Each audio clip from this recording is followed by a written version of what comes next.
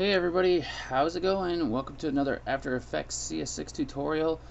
I'm your host, Buddy Blackford, and I want to talk to you about how to make these shadows on your text, and you can easily animate these shadows and everything like that. So it's a kind of like a retro looking feel here, and I talked to you about drop shadows and how not to use them in another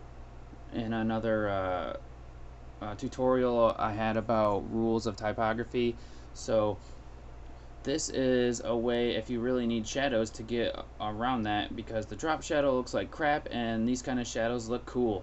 So we're going to use the repeater effect, which is in a different kind of text kind of thing. I'll show you. It's made differently, but it's simple to do. So let's go on with the tutorial. I'll shut my pie hole now about all this crap and let's start. So I'm going to delete these out, and I've got nothing going on here besides a regular background. So let's create some text.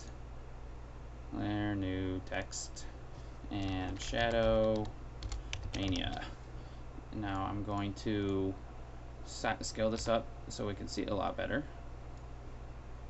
And since you're going to have shadows, you may end up wanting to separate these out a little farther. So let's come to our separation. Let's separate these out so they're a little farther apart. So there we go. Because if you have them too close together, the shadows are going to run into each other. It's going to look blotchy and crappy. So we got our shadow here, and when we have a shadow, it's usually going to be darker than our main text. So, but you can do whatever you want. If it looks good, use it.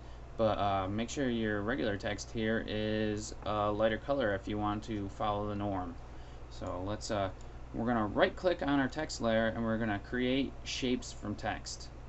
So we'll do that, and now we have a new layer here where we have the shapes created.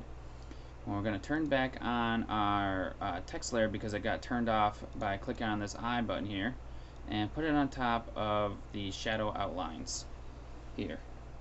Now we're going to twirl this open, and we have the add button here we need to use. So click on that, and we're going to add repeater. And it brings up some shadow but doesn't look good right now. Now the reason why that is let's open up the repeater, twirl it down, and we've got copies, offset, composite, and then we've got transform here, which we want to open up again. And the reason why it looks weird right now is because the position defaults at 100 and 0. So let's put those to 1 and 1 again.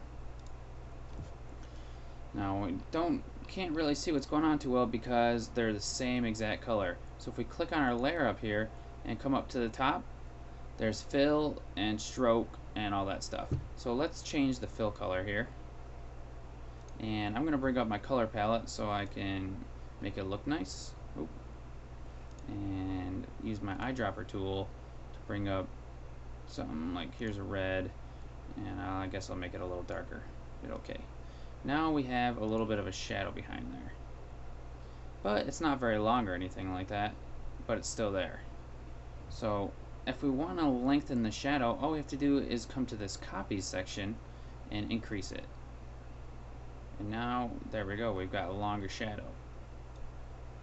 Now this is animatable, so we could have started this at 0, and or maybe 1, probably be a little better. Start our animation here, move up like maybe less than a second, and then bring it out to there like that. So let's make this an easy ease keyframe so it looks nice. There we go. Now our shadows pop out. So you can also move the position of your shadow. So if we start here, and then we want to come out a couple keyframes, or come out a couple frames, we can adjust the position here. If I put this maybe to -1, see where that goes. There we go. Turn off this. And I should have animated the position while I was doing that. So we've got the length here. So we want to set our position is fine. Alright. Let's go 1 and 1 again from the beginning. Position. Come here. This is good. And then let's come out a few more frames and go -1. Maybe easy ease that. Let's check this out. And we move our shadows around. So that's pretty much how you do that. It's fairly simple, and you can use this any way you want. You may want to end up parenting these together, because if you try to move this right now, it's not going to stay on. So we want to parent this to our text. So if we move it, now they're together. And I just parented by clicking on this button here and clicking on the name of the text layer, which I named Shadow Mania. And now they stay together. So, well, thanks for watching the tutorial. Use these shadows to your advantage, especially when you're making some retro stuff. You may want to throw maybe a stroke around the edge of your text. Let's see what it looks like. That doesn't look good.